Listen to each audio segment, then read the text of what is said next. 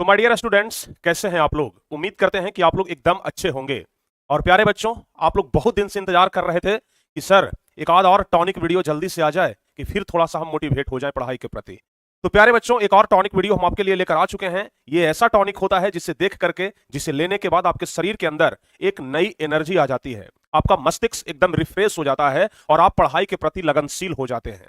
तो प्यारे बच्चों, आज का हमारा टॉपिक है कि पढ़ाई में कंसिस्टेंसी कैसे बनाएं। बहुत सारे बच्चे पढ़ाई करते हैं, लाखों बच्चे पढ़ाई कर रहे हैं। बहुत सारे बच्चों का यह सवाल होता है कि सर पढ़ाई में मन नहीं लगता। बहुत सारे बच्चे ये बोलते हैं कि सर 2-4 घंटे से ज्यादा हम बैठ नहीं पाते हैं।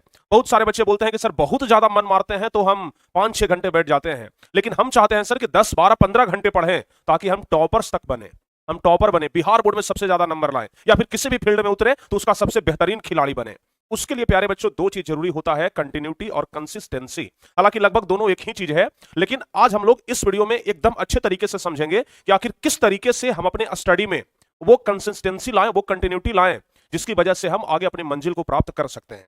तो प्यारे बच्चों, उम्मीद करते हैं कि यह वीडियो आप लोगों के दिल को छुएगा। आप लोग एकदम बेहतरीन तरीके से इस वीडियो को देखिए, जबरदस्त तरीके से आप लोगों को सब कुछ समझ में आएगा और शायद आज से आप लोग 10-12 घंटे पढ़ने के लिए तैयार हो जाएंगे। आपके अंदर हम वो ऊर्जा भरेंगे जिस ऊर्जा के बदौलत आप 10-12 घंटे तो आराम से पढ़ लेंगे। और अगर आपको ये वीडियो अच्छा लगे तो इस वीडियो को अपने हर एक व्हाट्सएप ग्रुप में जरूर शेयर करिएगा, अपने दोस्तों को भी जरूर भेजिएगा। और प्यारे बच्चों, अगर आप इस चैनल पर नए हैं तो इसी तरीके से डेली अपडेट के लिए, इसी तरीके के आगे और भी वीडियो के लिए आप लोग चैनल को जरूर सब्सक्राइब कर लें, ताकि आगे के भी हर एक क्लास का, हर एक वीडियो का नोटिफिकेशन आपको मिल सके। बचपन में आप लोग कछुआ और खरगोश की कहानी तो जरूर सुने होंगे। एक भी बच्चा ऐसा नहीं होगा जो कछुआ और खरगोश की कहानी को न सुना हो। सब लोग कछुआ और खरगोश की कहानी को सुने थे कि कछुआ और खरगोश में रेस होता है। खरगोश बहुत तेज दौड़ता है, कछुआ धीरे धीरे अपने मंजिल की ओर जाता है। लेकिन कछुए को यह घमंड हो जाता है कि हम तो बहुत तेज दौड़ते हैं, हम तो मंजिल तक तुरंत पहुंच जाएंगे, और इसलिए वो बीच रास्ते में एक पेड़ के नीचे आराम करने लग जाता है। और आराम करते करते उसे नींद आ जाती है। जबकि कछुआ आराम नहीं करता है, वो धीरे धीरे ही सही लेकिन लगातार आगे बढ़ते जाता है, और एक्चुअली में कछुआ ही जीतता है और वो मंजिल तक पहुंच जाता है। कहने का मतलब हमारा यह हुआ कि बहुत सारे बच्चे ये करते हैं ना कि बहुत तेजी के साथ आगे बढ़ते हैं, और बहुत तेजी के साथ आगे बढ़ने के चक्कर में थक जाते हैं, निराश हो जाते हैं, डिमोटिवेट हो जाते हैं। लेकिन जो बच्चे धीरे धीरे ही सही लेकिन कंटिन्यूटी पढ़ाई कर रहे हैं, एकदम कंटिन्यूअसली पढ़ाई कर रहे हैं, कंसिस्टेंसी के साथ पढ़ाई कर रहे हैं, तो एक्चुअल में वही बच्चे जीतते हैं।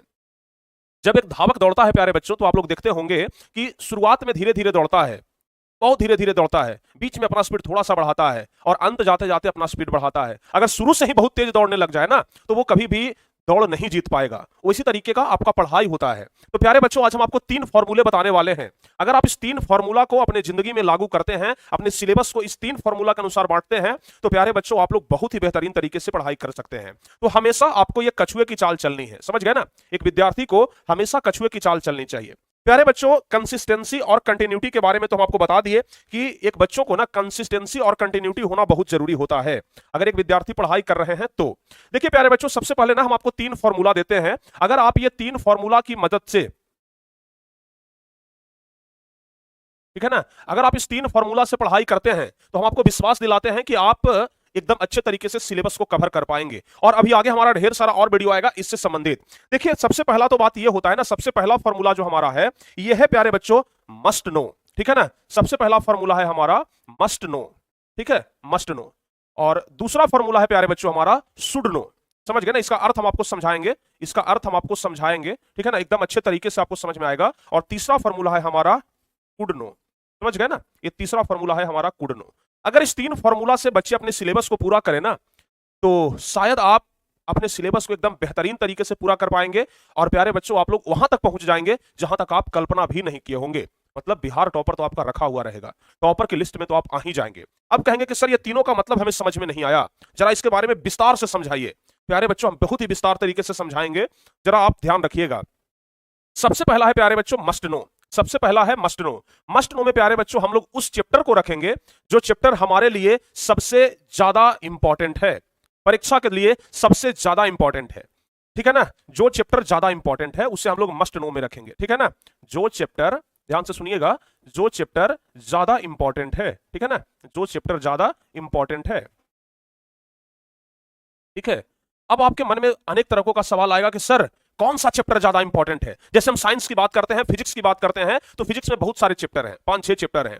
किस चैप्टर पर हम ज्यादा ध्यान दें ताकि परीक्षा में हमारा ज्यादा नंबर आए, उसी चैप्टर से ज्यादा क्वेश्चन लड़े, वैसे चैप्टर को प्यारे बच्चों आप अलग कर लीजिए और उसे आप मस्ट नो वाले टॉपिक में रखिए। समझ गए ना। अब आपके मन में सवाल आएगा कि सर आप ही बता दीजिए ना कि कौन सा चैप्टर ज्यादा इंपॉर्टेंट है। तो प्यारे बच्चों, इसके लिए हमने एक सीरीज बनाई है कि हर एक सब्जेक्ट का एक अलग अलग वीडियो हम आपको देंगे। जैसे साइंस का, सोशल साइंस का, और हिंदी का, संस्कृत का, मैथ का, समझ गए ना। यानी जितने भी सारे आपके विषय हैं, संस्कृत का जितने भी सारे विषय हैं, तो हर एक विषय का एक स्पेसिफिक वीडियो आपको हम देंगे जिसमें हम आपको यह बताएंगे कि सबसे ज्यादा इंपॉर्टेंट चैप्टर कौन सा है, किस चैप्टर पर आपको ज्यादा ध्यान देना है। एक तरीके से हम उसको स्मार्ट स्टडी भी कहते हैं। समझ गए ना। तो सबसे पहले आप अपने पूरे सिलेबस में से वैसे चैप्टर को छांटिए जहां से क्वेश्चन ज्यादा पूछे जाते हैं, जहां से परीक्षा में ज्यादा सवाल पूछे जाते हैं, और वैसे को ना आप मस्ट नो में रखिए। ठीक है ना, वैसे को आप मस्ट नो में रखिए तो आपका एकदम तैयारी बेहतरीन जाएगा। दूसरा है प्यारे बच्चों शुड नो। देखिए, परीक्षा में तैयारी तो सब लोग करके जाते हैं, परीक्षा में तैयारी तो सब लोग करके जाते हैं, लेकिन प्यारे बच्चों कभी कभी परीक्षा में ना अनएक्सपेक्टेड सवाल आ जाते हैं। जैसे आप तैयारी करके गए, ढेर सारा क्वेश्चन याद करके गए, लेकिन वो क्वेश्चन लड़ा ही नहीं, करके नहीं गए थे, वो वाला क्वेश्चन पेपर में आ गया और बच्चे उसमें फंस गए। समझ गए ना। तो इसलिए प्यारे बच्चों, हमें हमारे सिलेबस में कुछ टॉपिक ऐसे होते हैं या फिर सिलेबस से बाहर कुछ टॉपिक ऐसे होते हैं जिसे हम लोगों को हर हाल में जानना चाहिए। समझ गए ना। एक नजर कम से कम उस चीज को जरूर देख लें। हम ये नहीं कहते हैं कि जितना आप मस्ट नो वाले चैप्टर को पढ़ रहे हैं उतना आप शुड नो वाले चैप्टर को भी पढ़िए, लेकिन कम से कम एक नजर वैसे टॉपिक को जरूर देख लें जिस पर हमें यह संदेह जा रहा है कि हो सकता है कि ये क्वेश्चन पूछ दे, हो सकता है कि जो हम मस्ट नो में पढ़ करके गए हैं वहां से क्वेश्चन कम रहे और शुड नो में ही क्वेश्चन ज्यादा आ जाए। तो अनएक्सपेक्टेड क्वेश्चन पूछे जाते हैं परीक्षा में, और उसके लिए भी आपको तैयार हो करके जाना होगा।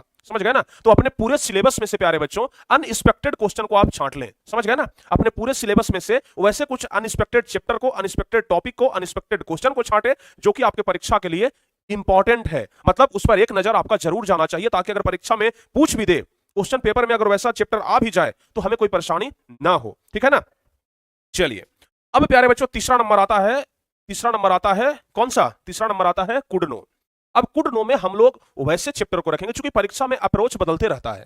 समझ गए ना। परीक्षा पैटर्न बदलते रहता है, परीक्षा में प्यारे बच्चों अप्रोच बदलते रहता है, और हर एक साल पेपर में कुछ ना कुछ हमें नया देखने के लिए मिलता है। मतलब आज के पहले वो कभी पेपर में नहीं पूछा और इस साल वो पूछ दिया, आज के पहले कभी क्वेश्चन बैंक में वो क्वेश्चन दिखाई नहीं दिया और इस साल पूछ दिया। यानी कि हर एक साल पेपर का अप्रोच बदलता है और पेपर में हमें कुछ ना कुछ नया दिखाई देता है। समझ गए ना। तो वैसे टॉपिक के लिए भी हमें तैयार हो करके जाना चाहिए। समझ गए ना। वैसे टॉपिक को भी आप तैयार कर लें और वैसे टॉपिक को अलग छाटें। तो आपका जो पूरा सिलेबस है प्यारे बच्चों वो 3 कैटेगरी में बढ़ जाएगा। एक तो बढ़ जाएगा मस्ट नो वाले कैटेगरी में, जो चैप्टर ज्यादा इंपॉर्टेंट है, जहां से सवाल ज्यादा पूछे जाते हैं, वैसे चैप्टर पर आपको ज्यादा ध्यान देना है। वैसे चैप्टर पर हम आपको तो यही कहेंगे कि कम से कम प्यारे बच्चों 70% ध्यान देना है ऐसे चैप्टर पर जो मस्ट नो में आते हैं।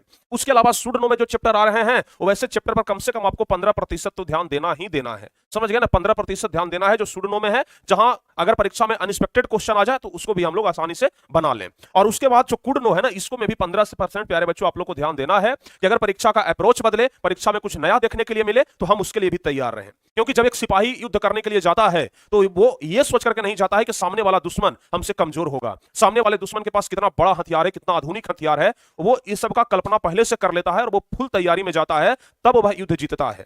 समझ गए ना। ऐसे प्यारे बच्चों वो युद्ध नहीं जीत पाता। समझ गए ना। तो इसलिए आप लोगों को भी एकदम युद्ध जीतना है और इस तरीके से आपको पढ़ करके जाना है।